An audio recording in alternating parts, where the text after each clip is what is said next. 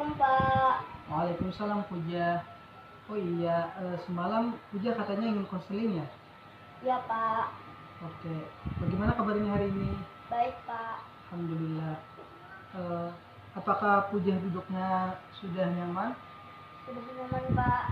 Ya, oke, jadi kita bisa konseling dan Puja duduknya sudah nyaman. Sebelum kita konseling, langkah baiknya kita lebih dahulu membaca doa agar konseling kita dilancarkan. Berdoa dimulai. Doa selesai. Ya, sebelumnya Bapak mau tanya, apakah Puja sudah pernah konseling? Sudah Pak, sudah pernah. Oh iya, oke. Apakah Puja tahu tentang apa artinya pengertian konseling? Menurut saya pengertian konseling adalah layanan pemberi bantuan kepada konseling untuk memecahkan masalah. Oke, ya bagus. Pengertian konseling itu adalah layanan pemberi bantuan kepada konselor oleh konselor dalam memecahkan masalah dan berbagai masalah. Konselornya itu adalah saya dan konselingnya itu atau kalian itu adalah Puja.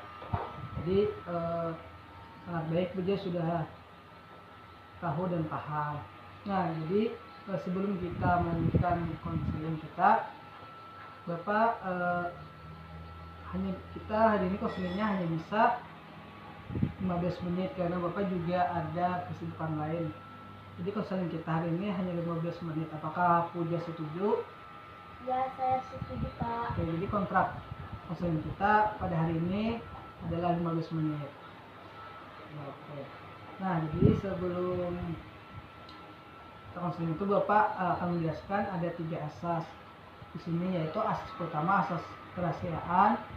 Nah, yang mana asas kerahasiaan itu di mana Puja itu menceritakan masalah Puja itu, insya Allah Bapak akan menyimpannya, tidak memberitahu ke lain dan akan aman.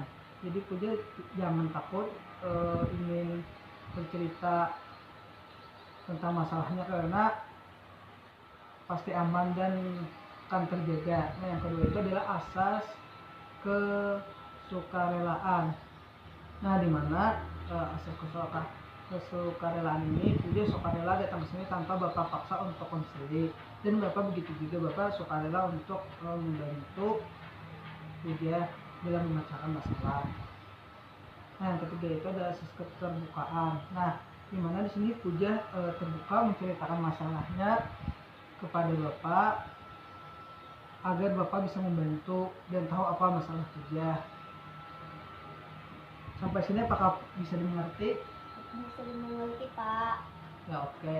Jadi ada permasalahan apa yang mengganggu Puja? Saya malas belajar. Oh, oke, malas belajar. Kalau boleh tahu kenapa ya Puja jadi malas belajar? Saya suka bermain dengan teman-teman.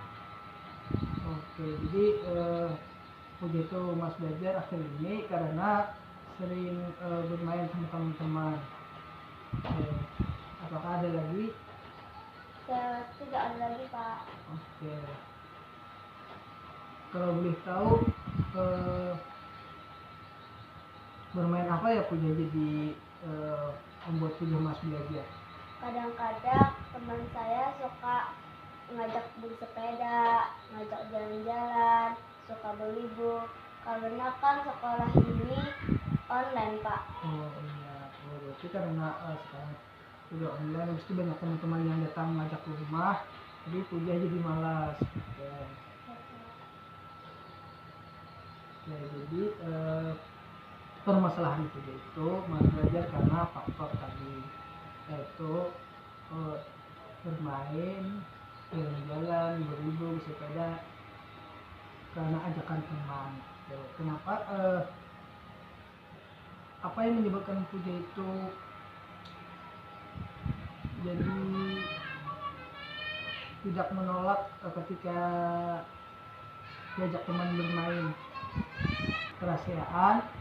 Nah, yang mana asik yayasan itu di mana Puja itu menceritakan masalah Puja itu, insya Allah Bapak akan menyimpannya, tidak memberitahu ke lain, dan akan aman. Jadi Puja jangan takut ingin bercerita tentang masalahnya, karena pasti aman dan akan terjaga. Nah, yang kedua itu adalah asas kesukarelaan.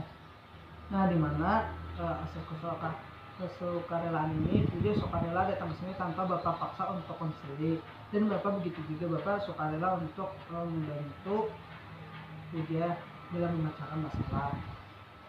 Nah, yang ketiga itu adalah asas keterbukaan. Nah, di mana di sini Puja terbuka menceritakan masalahnya kepada Bapak agar Bapak bisa membantu dan tahu apa masalah Puja. Sampai sini apakah bisa dimengerti? Bisa dimengerti, Pak. Ya, oke. Jadi ada permasalahan apa yang mengganggu Puja? Saya malas belajar. Oh, oke, malas belajar. Kalau boleh tahu, kenapa ya Puja jadi malas belajar? Saya suka bermain dengan teman-teman. Oke, jadi Puja itu malas belajar akhir ini karena sering bermain sama teman-teman. Oke. Apakah ada lagi? Saya tidak ada lagi, Pak. Oke. Kalau boleh tahu, bermain apa ya Puja jadi membuat Puja malas belajar? Kadang-kadang teman saya suka ngajak bersepeda, ngajak jalan-jalan, suka berlibur. Karena kan sekolah ini online, Pak. Oh iya, berarti karena sekarang udah online, pasti banyak teman-teman yang datang ngajak ke rumah, jadi Puja jadi malas. Oke. Ya, jadi permasalahan Puja itu malas belajar karena faktor tadi, yaitu bermain, jalan-jalan, berlibur, bersepeda karena ajakan teman. Oke. Kenapa? Apa yang menyebabkan Puja itu? Nah, oke, jadi permasalahan Puja tadi kan Puja itu harus belajar karena teman-teman Puja yang sering mengajak bermain, itu berlibur, bersepeda. Nah, jadi ketika teman Puja mengajak Puja bermain, apakah Puja pernah menolak atau pernah menolak atau bagaimana? Saya tidak pernah menolaknya, Pak. Kenapa jadi Puja tidak menolak ketika teman mengajak bermain? Saya takut menyakiti perasaan teman saya. Oke. Nah, kalau begitu kita di sini akan menggunakan teknik assertif. Nah, di mana di situ Puja mengungkapkan perasaannya. Dan ketika Puja mengungkapkan perasaannya itu dengan cara yang baik dan benar, sehingga teman Puja itu tidak merasa tersakiti. Nah, kalau begitu nanti Bapak kalau begitu kita akan bermain peran. Kisahnya kan Bapak menjadi teman Puja. Nah, lalu nanti Bapak datang nih mengajak Puja bermain, tapi Puja menolaknya, dan Puja menolaknya dengan kata-kata yang baik, sopan, agar teman Puja tidak tersinggung. Apakah bisa dipahami? Bisa dipahami, Pak. Ya, oke. Kalau gitu langsung saja ya kita praktikkan.